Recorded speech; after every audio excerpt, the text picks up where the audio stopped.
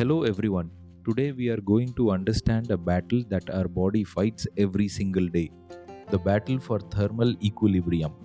This is about how heat stress builds up in the body, how we measure it, and most importantly, how we prevent it from turning dangerous. Heat stress occurs at the intersection of three compounding forces. The first is the agent, which is the work itself, producing metabolic heat driven by external load, terrain friction, and gradient. The second is the host, which is the individual, whose biological vulnerability depends on age, fitness, acclimatization, and chemical modifiers. The third is the environment, which is the climate, exerting external pressure through air temperature, humidity, radiant heat, and air velocity. When these three forces combine, they create what we call a thermal crisis. Let us look closer at the internal heat engine and individual risk. On the agent side, every extra kilogram of external load adds about 2 kilocalories per hour of metabolic heat. Walking on heavy sand or snow doubles heat production compared to walking on asphalt. Pace and gradient also matter a great deal, since even a 10% increase in gradient severely strains the system. On the host side, the highest risk is concentrated in populations below 5 years or above 65 years of age.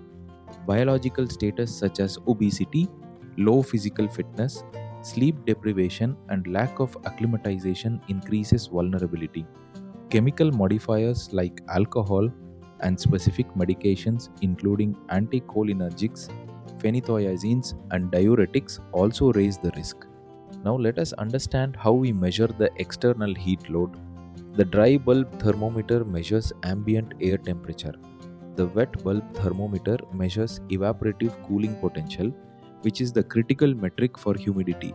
The globe thermometer measures mean radiant temperature, capturing direct solar radiation and heat from objects like furnaces. And the anemometer measures the speed and movement of air. Together, these four instruments give us a complete picture of the thermal environment. Based on these readings, we use several heat stress indices as our measurement dashboard. The wet bulb globe temperature is considered the gold standard index, where a value above 30 degrees Celsius indicates definite stress. The Oxford index uses the formula 0.85 times wet bulb temperature plus 0.15 times dry bulb temperature. The effective temperature measures the subjective feeling of warmth, and its corrected version uses globe temperature to account for outdoor radiant heat. The Equatorial Comfort Index represents the physiological equivalent of still saturated air. The Heat Stress Index ranges from 0, meaning none, to values above 85, which are considered very severe. And the predicted 4-hour sweat rate tells us that 4.5 liters in 4 hours is the absolute upper biological limit, while 2.5 liters in 4 hours is the optimal working limit. As thermal equilibrium breaks down, physiological failures compound along a predictable severity curve, which we remember using the term SEECSO. It begins with others, which are localized failures like edema, tetany, and prickly heat. Next is syncope, caused by peripheral vasodilation leading to fainting. Then comes cramps from the loss of sodium and chlorides. This progresses to exhaustion, which involves systemic strain and fluid or salt imbalance. Following this is hyperpyrexia, where core temperature exceeds 106 degrees Fahrenheit. And finally, stroke, which represents complete failure of the thermoregulatory mechanism. Let us focus on the most dangerous zone, heat stroke and hyperpyrexia. This is a catastrophic failure of the body's heat regulating mechanism, requiring immediate intervention. The diagnostic triad includes extreme temperature, where core temperature crosses 40 degrees Celsius, and hyperpyrexia is specifically defined as above 106 degrees Fahrenheit. The second feature is central nervous system dysfunction, showing as coma, stupor, delirium, or dangerously impaired judgment. The third is anhidrosis, which is variable since the classical presentation includes dry, hot skin, but exertional heat stroke may present with moist, sweating skin. Immediate clinical action involves rapid cooling in an ice water bath, targeting a core temperature reduction of zero point 0.2 degrees Celsius per minute, and halting cooling precisely at 39 degrees Celsius to prevent rebound hyperthermia. It becomes important to differentiate heat exhaustion from heat stroke. In heat exhaustion, core temperature is typically below 40 degrees Celsius. The central nervous system remains intact, though the patient may feel anxious or dizzy, and the skin shows moist, profuse sweating. The underlying mechanism is severe water or salt depletion, and the clinical action involves oral rehydration, shade, and elevating the feet. In contrast, heat stroke shows core temperature above 40 degrees Celsius, impaired central nervous system function with coma, delirium, or irrational behavior, skin that is classically dry and hot, though it may be moist in exertional cases, and a complete failure of the thermoregulatory center. This requires immediate ice bath and aggressive hospital intervention. There are also several peripheral responses to thermal strain that we should know. Heat cramps are triggered by loss of sodium and chlorides during heavy exertion and are managed with oral administration of 0.1 to 0.2% salt solution. Heat syncope occurs when peripheral vasodilation pools blood in the lower limbs, causing a blood pressure drop commonly seen in standing formations, and is managed by laying the patient in shade with the head slightly down. Heat tetany results from hyperventilation and respiratory alkalosis due to brief extreme heat exposure. This condition often results in hyperventilation, rapid breathing, and thus alters your blood's chemical balance, causing characteristic symptoms like muscle spasms, numbness, and tingling in the hands, feet, and around the mouth.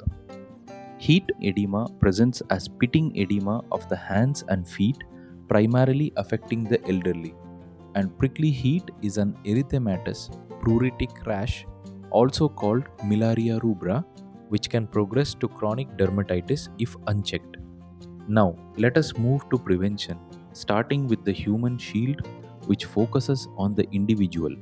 The first node is the acclimatization engine, which requires a 10 to 14 day graded exposure schedule and physiologically alters the sweat response to enhance cooling efficiency. The second node is hydration protocols, remembering that thirst is a delayed, highly inaccurate indicator of need. For active work, 1 liter per hour is recommended. For sedentary conditions, half a liter per hour, and pre-hydration should be half a liter 1 hour before entering the hot environment. The third node is clothing dynamics, which means optimizing for low insulation, high permeability like breathable cotton, and low radiant absorption using light colors. As the saying goes, you can acclimatize to heat, but there is nothing like acclimatization to dehydration. Beyond the individual, we need systemic and community controls. Environmental regulation involves implementing strict rest work cycles based on wet bulb globe temperature readings, with a red line to halt outdoor events if wet bulb globe temperature exceeds 28 degrees Celsius or if wet bulb temperature exceeds 26.5 degrees Celsius. Industrial controls include isolating furnaces and deploying cold aerosol sprays. Early warning infrastructure involves meteorological tracking combined with public alerts prior to heat waves, broadcasting strict guidelines to avoid sun exposure between 10 am and 4 pm, and mandating sunscreen of at least SPF 15. And Vantage amenities include pre-deploying shaded recovery areas, cool drinking water stations, and easily accessible first aid at high-risk social and religious gatherings. Interestingly, the body also faces the opposite extreme. which is cold stress. Systemic failure in cold environments leads to hypothermia, progressing through numbness and loss of sensation, profound muscular weakness, an escalating desire for sleep, and finally coma and death. The treatment imperative here is systemic hot fluids and slow internal rewarming. Cold stress also causes localized tissue injury. Frostbite is a dry cold injury occurring in temperatures strictly below freezing point, where tissue freezes and ice crystals form between cells, destroying the architecture. And the protocol is rapid warming in water at exactly 44 degrees Celsius for 20 minutes. Trench foot, on the other hand, is a wet cold injury, resulting from prolonged immersion at temperatures above freezing, causing vascular and nerve damage from damp exposure without actual freezing of cellular fluid. To summarize, human survival requires constant aggressive balancing of the epidemiological triad. On one side, we have heat stress, which is fire, and on the other side, we have cold stress, which is ice. The biological limit means respecting the SEGCSO breakdown thresholds, while the environmental threat means managing hypothermia and frostbite. This balance rests on two pillars: measurement, which means quantifying the threat through wet bulb globe temperature, heat stress index, and environmental tracking and prevention, which means enforcing operational protocols around hydration, acclimatization, and work regulation. Hope you have understood about the heat stress and cold stress. If you found this video useful, please watch and share with your friends and colleagues. Thank you.